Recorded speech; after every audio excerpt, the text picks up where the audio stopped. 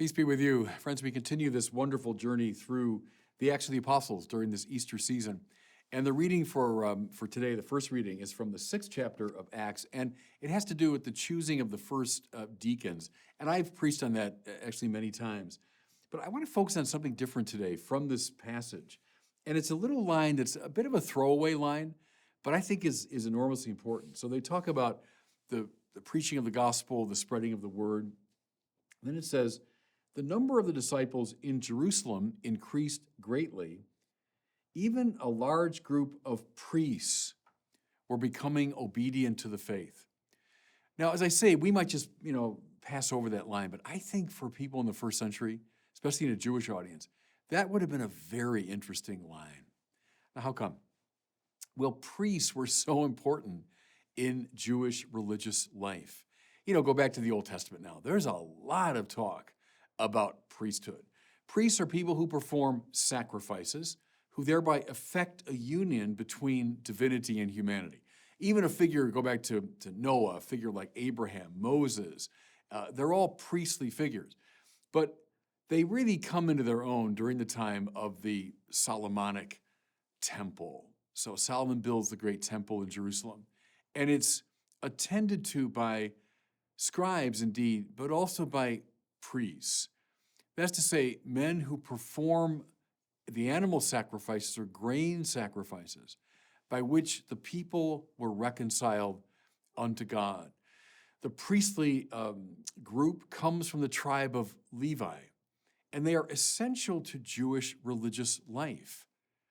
They're conducting the rituals and the ceremonies and the sacrifices by which the people are sanctified. They were temple people, people of prayer and praise and sacrifice. Now, Jesus is not a temple priest. John the Baptist was. He came from a priestly family. Jesus wasn't, though. He came not from the tribe of Levi, but from the tribe of Judah. That's David's kingly tribe. Nevertheless, Jesus, like any pious Jew, is very temple-centric. He goes up to the temple on a regular basis and participates in the sacrifices there. He says in regard to himself, you have a greater than the temple here, which means in his own person, divinity and humanity come together. He is in his own person the supreme priest. Think now too at the climax of his life. Jesus goes up to the Jerusalem temple and he does there what so many of the great prophets did. He pronounces judgment upon the temple. Think of Isaiah and Hosea and Amos and Ezekiel and Daniel and so many of them, Jeremiah, that passed judgment on the corruption of the temple that's meant to be the place of right praise, has become a place often of corruption and idolatry. Well, Jesus, like those great prophets, comes into the Jerusalem temple and he turns over the tables of the money changers and he says, you've made this a den of thieves. It's meant to be a house of prayer. And then he makes this extraordinary remark that he's going to tear down this place and in 3 days rebuild it, referring, St. John tells us, to the temple of his body. In other words, again, his body is a holy temple, the place where divinity and humanity meet. His very person is a priestly reality. And then we rehearse this at every single Mass. The night before he dies, Jesus takes the Passover bread and the Passover cup. This is my body given for you. This is my blood that will be shed for you. Well, you see, that's all temple talk. That's all priestly temple language. The priest who would take the body of the animal and sacrifice the animal, and the blood would spill out. And then this animal would be offered in sacrifice to forgive the sins of the people. Well, that's exactly what Jesus is saying the night before he dies, that he's going to perform on the cross this great priestly sacrifice. How wonderful that as we hear a large group of priests are becoming obedient to the faith. You know what that means? That means they got it. That means that these temple priests in Jerusalem, they were steeped in the very tradition I've been describing. I mean, that's what their whole life was about. Once they heard the evangelical message, they knew Jesus is the fulfillment of this temple. Jesus is the fulfillment of these sacrifices. Everything we've been doing across the centuries as priests of Israel, it's now summed up and given full expression in what Jesus has done on the cross. You know, I'll speak directly to all the Catholics listening. Something I think wonderful about Catholicism is we preserved so much of the Jewish priestly tradition. Go back in the Old Testament, what do you find? Well, you find descriptions of altars and incense and vestments and miters and candles and sacrifice. In other words, all these things that we preserve in our churches, that we preserve in our sacrificial activity of the Mass, there it is. Because we recognize, I think as these temple priests did, who became obedient to the faith, we recognize that in Jesus, all this comes now to fullest expression. You see, by the way, why Vatican II insists that the Mass, the Eucharist, are the source and summit of the Christian life. That's the place where divinity and humanity come together. That's the place where they're reconciled. That's where the priestly activity happens. Again, the tragedy, everybody, that so many of our Catholic brothers and sisters are staying away from this. No, these temple priests long ago, they got it. And they became obedient to the faith. So we today need to be obedient to the faith. Okay? So with all that in mind from the first reading, listen to this now from the first letter of Peter. He says, "Come to him, a living stone, rejected by men, but chosen and precious in the eyes of God. And like living stones, let yourselves be built into a spiritual house." That's an extraordinary line, isn't it? Who's Jesus? He is the temple. Right? I'm going to tear it down in 3 days, rebuild it, referring to the temple of his body. You have a greater than the temple here. Who is he? He is the high priest. Now, who are we? Oh, we're people that follow Jesus. We're his disciples. We think his teaching is great. Nothing as banal as that.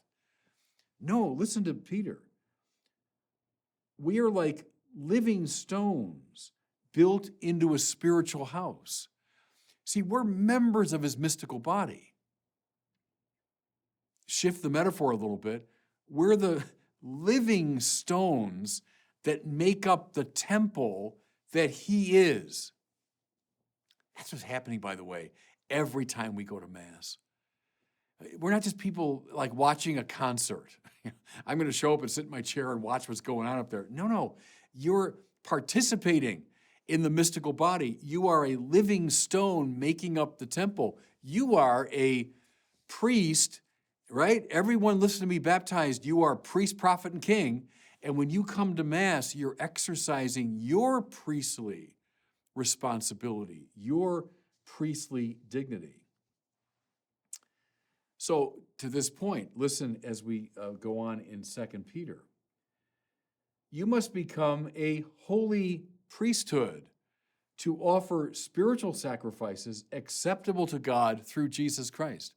Oh no, that's for bishops and priests up there on the altar. Well, yes, in a very unique and indispensable sense, yes.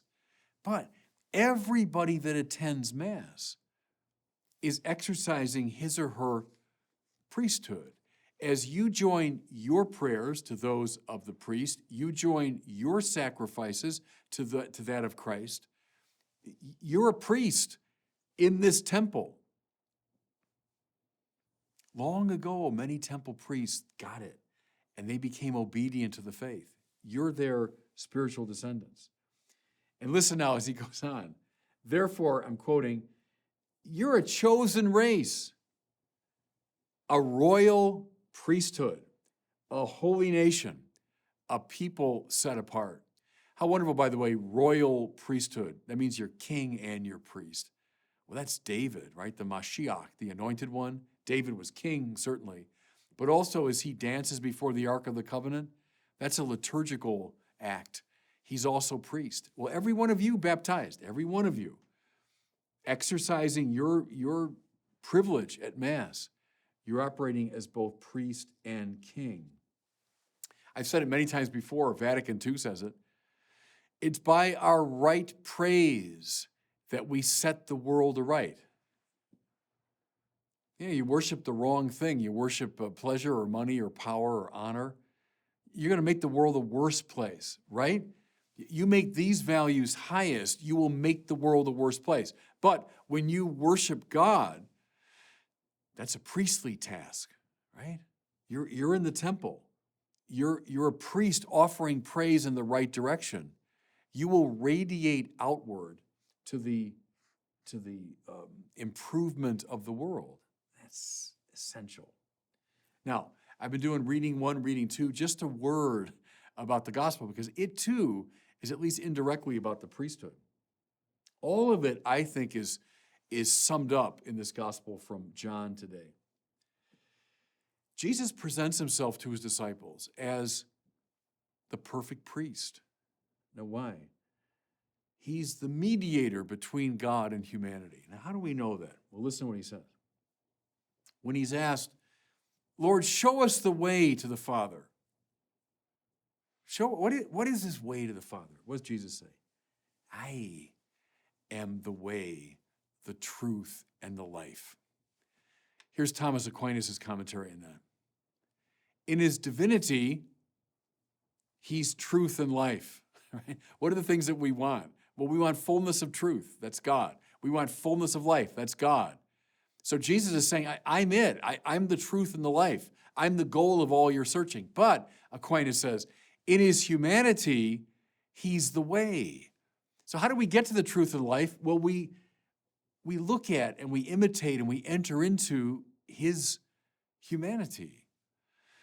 Now watch something. Who's a priest? Who's a priest? The priest is someone who reconciles divinity and humanity, right? Who brings together heaven and earth. That's Jesus. I'm the way, it's my humanity. I'm the truth and the life, divinity. I'm the one in whom these two realities come together. Therefore, I'm the supreme priest. And once again, we don't just admire this reality that's up there, out there somewhere. No, we participate in it. We're living stones in the temple. We are sharers in his royal priesthood. Many priests became obedient to the faith long ago. We're their descendants, everybody. Everyone listening to me who's baptized, we are descendants of those priests who became obedient to the faith. So as we're coming toward the end now of the Easter season, realize your dignity, especially every time you attend Mass. And God bless you.